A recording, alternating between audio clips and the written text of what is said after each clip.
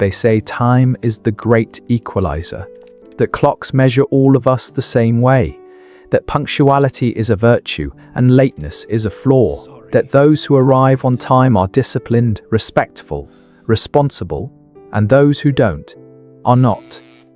But what if lateness isn't what we think it is? What if behind the chronic tardiness, behind the repeated apologies and the hurried arrivals, there isn't carelessness, but something far more complex? What if the person who is always late isn't disrespecting your time, but quietly drowning in their own? We live in a world that worships the clock, productivity, efficiency, the seamless calendar, the perfectly timed life. And in that world, the person who is always late becomes a problem, an inconvenience, a source of frustration. They are labeled as lazy, selfish, inconsiderate, as if their lateness were a choice made in defiance of others. But beneath the surface, beneath the shame and the repeated pattern, there is often a psychological storm no one sees. There is the person who leaves too late because they underestimated time, not out of arrogance, but because their mind bends reality in ways they can't control. There is the person who delays leaving because the thought of transitioning feels unbearable. There is the person who sabotages their own punctuality because being on time would mean being seen, and being seen feels dangerous. Lateness, for many, is not a lack of care.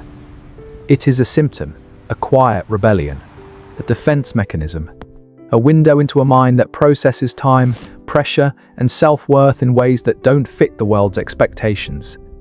This is not a story about fixing bad habits. This is a story about understanding what hides beneath them. Let's begin. There is a particular kind of shame that comes with being chronically late. It's not the fleeting embarrassment of missing a bus or getting stuck in traffic. It's deeper than that. It's the shame that accumulates over years. The shame that sits in your chest when someone says, "I knew you'd be late." The shame that lives in the apologies you've memorized. The shame that whispers, "You are the problem." And the worst part? You believe it because you've tried. You've set alarms, you've left early, you've promised yourself this time will be different, and yet somehow you still arrive 10 minutes late, 15, 20, and the confusion you feel is real. The frustration is real. Because it's not that you don't care, it's that something inside you refuses to cooperate with time itself. People who are always late often describe a strange relationship with time. It doesn't feel linear to them. It bends. It collapses. 5 minutes can feel like 20. An hour can vanish in what feels like 10 minutes. They look at the clock and genuinely believe they have more time than they do. They think, "I can do one more thing," and that one more thing becomes 3, and suddenly they're late again. This isn't denial.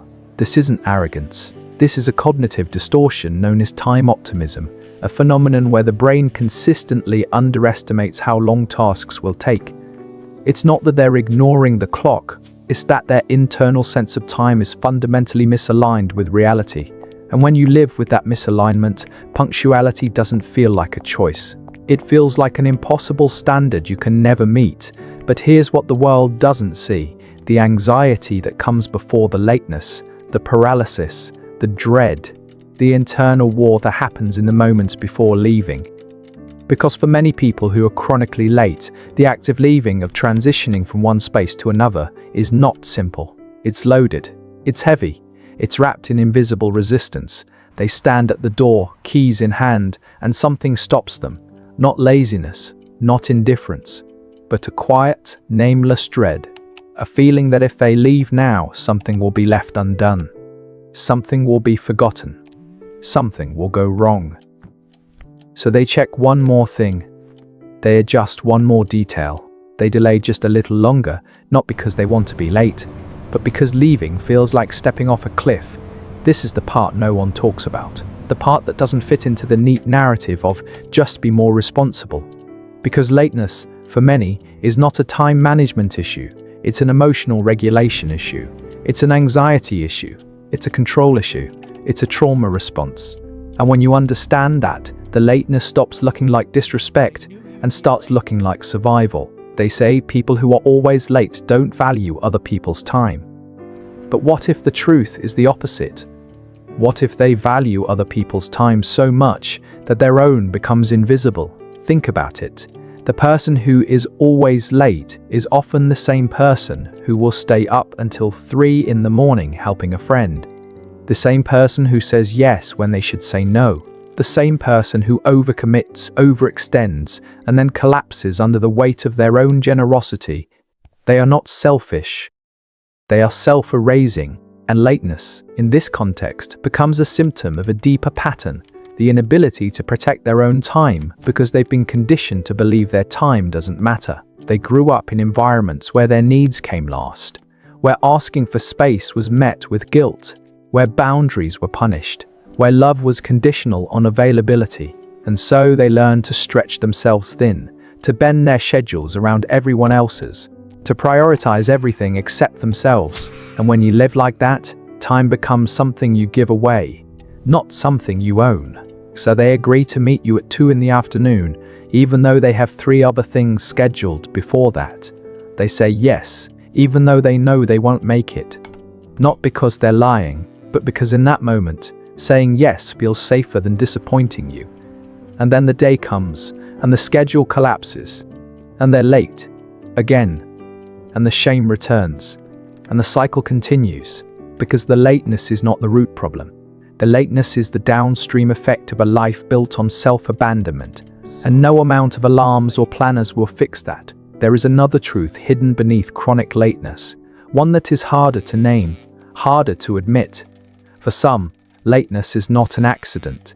It is an act of rebellion, not a conscious rebellion, not a calculated defiance, but a quiet, unconscious resistance to a world that demands too much, too fast, too perfectly. Think about the person who grew up in a home ruled by rigid schedules, where every minute was accounted for, where deviation was punished, where spontaneity was crushed, where childhood felt like a military operation.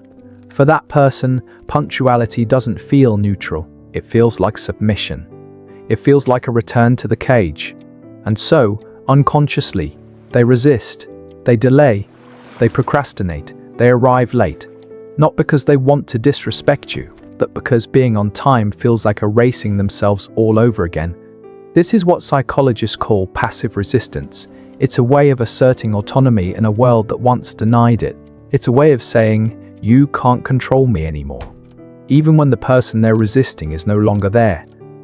And the tragedy of it is this: the rebellion punishes them more than anyone else, because every time they're late, they lose credibility, they lose trust, they lose opportunities, they lose relationships, and deep down they know it. They feel it, but the pattern is so deeply wired into their nervous system that changing it feels like betraying a part of themselves, because to be on time, for them, is to return to the prison, and they would rather be late than imprisoned. But here's the question no one asks: what if you could be on time and still be free? What if punctuality didn't mean obedience? What if it meant self-respect? What if it meant honoring your own word, not because someone demands it, but because you deserve to trust yourself? That shift from rebellion to agency is where healing begins. Then there are those for whom lateness is not rebellion, but protection. Protection from being seen, because here's the truth: arriving on time means being present. It means showing up fully. It means being visible. And for some people, visibility feels dangerous. They learned early that being seen meant being criticized, being judged, being ridiculed, being hurt. And so they learn to make themselves small, to stay in the background, to arrive just late enough that the attention has already shifted elsewhere. Lateness becomes a buffer, a shield, a way to slip in without being fully noticed. And if you've ever felt a strange sense of relief when you arrive late, a relief that you missed the awkward small talk, the introductions, the spotlight, then you know this pattern intimately. It's not that you don't want to be there, it's that you don't want to be there, fully, vulnerably, visibly there. And so you delay, you hesitate, you find reasons to leave just a little later than you should, not because you're careless, but because your nervous system is protecting you from the exposure it once learned was unsafe. This is a trauma response, a nervous system adaptation, and it's invisible to everyone but you. Because from the outside it just looks like you don't care, but from the inside it feels like survival. And when you understand that, you stop blaming yourself for the lateness, and you start asking a different question. What am I still protecting myself from? There's a quieter truth too, one that lives in the margins of this conversation. For some people, lateness is not about anxiety or rebellion or protection. It's about ADHD. It's about executive dysfunction. It's about a brain that processes time, tasks, and transitions differently than the neurotypical world expects. They don't underestimate time because they're careless. They underestimate it because their brain doesn't produce a reliable internal clock. Time blindness is real. And for those who live with it, punctuality is not a moral issue. It's a neurological one. They set 10 alarms. They write lists. They try every productivity hack. And still they lose track of time. Not because they're lazy, but because their brain is wired in a way that makes time feel abstract, fluid, unpredictable. And the shame they carry is immense, because the world tells them that being late is a choice, a character flaw, a sign of disrespect, when in reality, it's a symptom of a brain difference that no amount of willpower can override. And this is where compassion becomes essential, not just from others, but from themselves, because when you stop pathologizing lateness as a moral failure and start recognizing it as a neurological difference, you stop fighting yourself, and you start working with yourself. You stop saying, "Why can't I just be normal?" And you start asking, "What systems can I build that actually work for my brain?" And that shift from shame to strategy is everything. But let's return to the core wound, the one that runs beneath all the patterns, the one that ties lateness to something deeper than schedules or systems, the wound of not feeling worthy of your own time. Because here's the truth, people who are always late often don't value their own time because they were never taught that their time had value. They grew up being interrupted, being dismissed, being told to wait, being told that their needs could come later, being told that everyone else's priorities mattered more. And so they internalized a belief, my time is not important. And when you believe that, you don't protect your time. You don't guard it.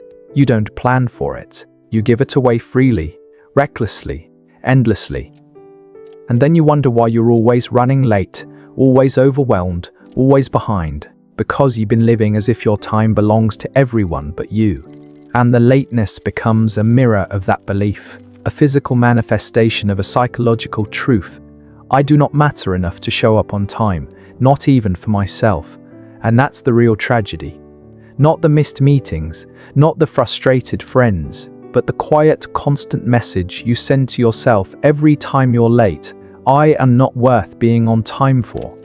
And when you live with that message long enough, it becomes your identity. You become the late person, and the shame of that identity becomes so heavy that it's easier to keep being late than to risk trying and failing again. Because what if you tried to be on time and you still weren't? What if you gave it everything and it still wasn't enough? What if the problem really is you? That fear keeps the pattern alive. That fear makes change feel impossible. But here's the truth. The problem was never you.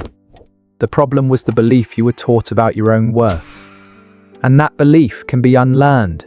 There is a moment, quiet, unremarkable, easily missed, when the pattern begins to shift.